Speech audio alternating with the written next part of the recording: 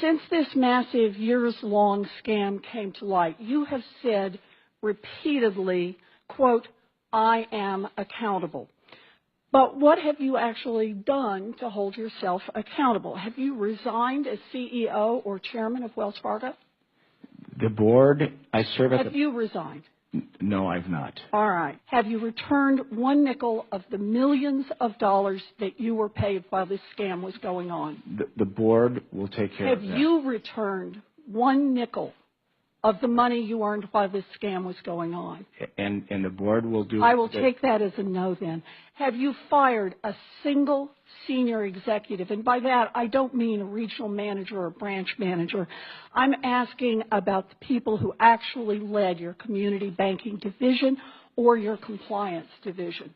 We've made a change in our regional, to lead our regional bank. I just said, I'm not asking about regional managers. I'm not asking about branch managers. I'm asking if you have fired senior management, the people who actually led community banking division, who oversaw this fraud, or the compliance division that was in charge of making sure that the bank complied with the law.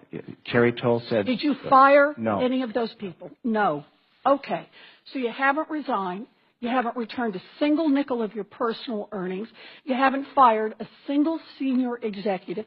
Instead, evidently, your definition of accountable is to push the blame to your low-level employees who don't have the money for a fancy PR firm to defend themselves. It's gutless leadership. Here's what really gets me about this, Mr. Stump. If one of your tellers took a handful of $20 bills out of the cash drawer, they'd probably be looking at criminal charges for theft. They could end up in prison.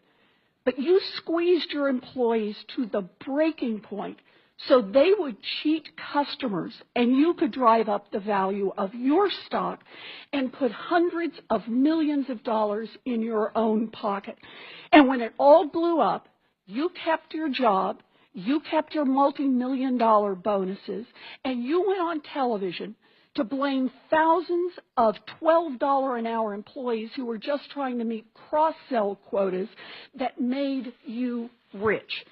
This is about accountability. You should resign. You should give back the money that you took while this scam was going on, and you should be criminally investigated by both the Department of Justice and the Securities and Exchange Commission.